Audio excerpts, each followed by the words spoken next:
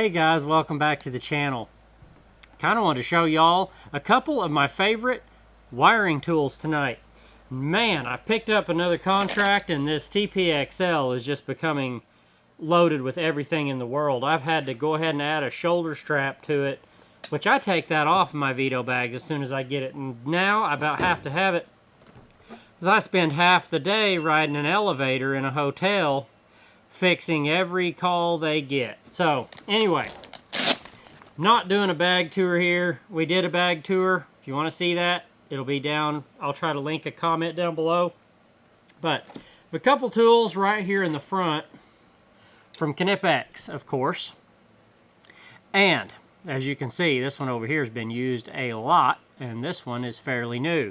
I've had this as well as its insulated cousin. I've had its insulated cousin for a long time. It's actually got burnt jaws and everything on it from me. Okay, I was working in a house, power's off to the entire house, and found a receptacle that it was not off to, let's just say. So, didn't feel a thing. They did exactly as they're supposed to do. But it does give you a nice little burn mark right here. And, well, you know. If you know, you know. So, these have been my favorite style for a long time. I picked up this set with the nice little slim handles, the plastic grips, for this TPXL. Primarily because I keep putting more and more stuff in this bag. Yes, I have a TPXXL ordered. As soon as I get it, we're going to be loading it out too. And I'm almost positive it's going to have to become the new go-to bag because this one is not going to cut it long term.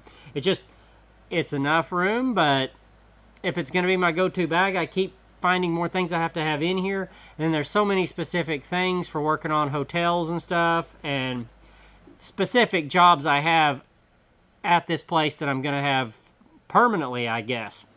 So, anyway, these pliers right here will cut 0.7 to 1.5 and then a 2.5. And from what I've seen on this, I'm cutting my my 12 and my 14 with these. So that's really nice here. It has a crimper right here. So if you have the little wiring pieces where you have to do to like go on a contactor or something on an air conditioner, you can crimp those on with this. It not being back here in the main area though, you don't get nearly the force right here as I would like to have on a crimp. But you can get it done. And if you need to, it has flat jaws right here and right here. You can put your pliers wrench on the outside and really crimp these down if you have to. Real nice grippers right through here for giving your wire a good twist, as well as a nice flat end at the tip for when you don't want to be ripping something, but you need to grab it. It doesn't mark it as much. Just some really useful things about these. And the cable shears on these, wow. The cutting ability with these curved jaws is just amazing. You can cut cables a lot thicker than you probably should. But these have been my favorites for a long time. They're the Knipex 1381/8s. And yeah, fantastic pliers. These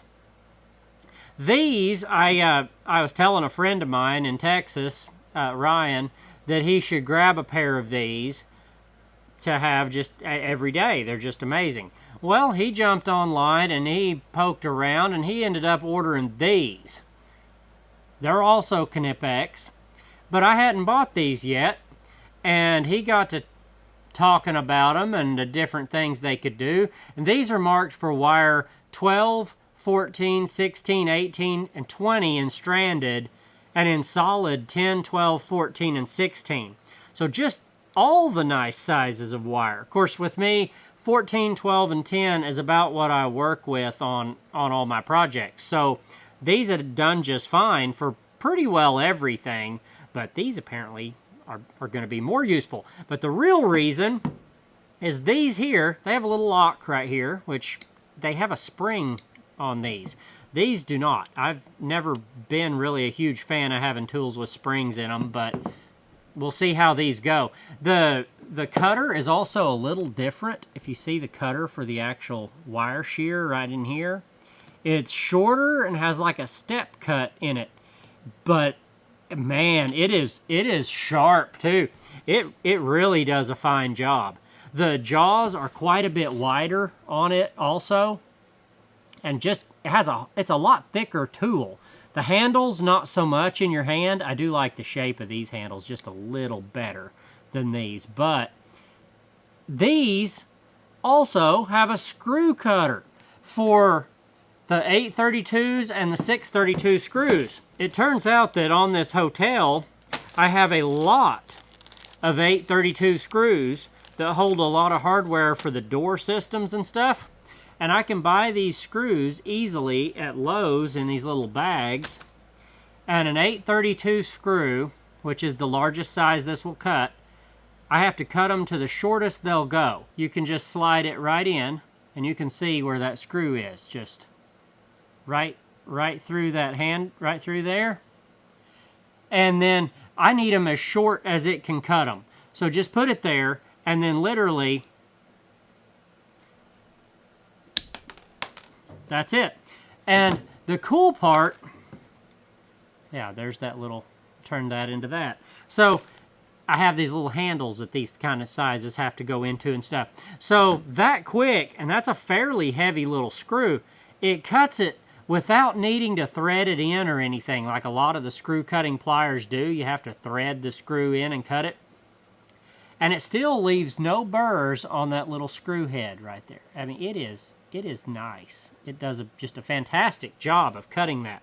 Sorry about my fingers. I had to do a bunch of black spray painting earlier this morning at a restaurant for the handrails, and that's where you wind up. But man, these are some useful little pliers too. I appreciate Ryan down there kind of turning me on to these. I had seen them before, I guess a long time ago, and didn't really put two and two together that they might be something that I needed. And now, having both of these, it's just fantastic. I'm going to keep them both in the bag for a while until I maybe make a decision. I think the problem for me is going to be the thickness of the end of these. I really like this narrow tip on these here. And I don't think I can do away with having a screw cutter now that I've had one, though. So I'm going to have to stick with that.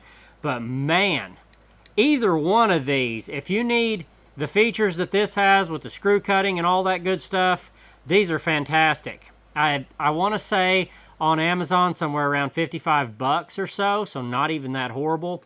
You can get these in insulated. I'm not sure about these, but you'll have links in the description below to these on Amazon, as well as if you're looking at stuff from Knipex, Wera, any of the German brands, KC Tool link is down below too. If you go to KC Tool, they have a lot of stuff that you can't even find on Amazon. So go check them out. They have a tool of the day with discounts all the time. I wear their hats even. I don't know. They make a good hat. So anyhow, those links are all affiliate links. So if you're wanting to support this channel at all, using those helps do that at no cost, extra cost to you. So appreciate it every time you guys click those.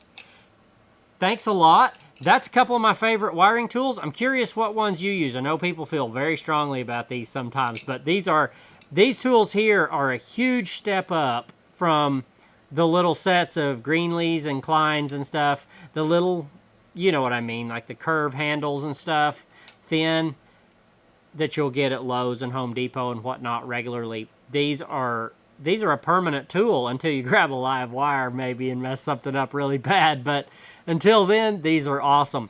So check them out. See y'all in the next one.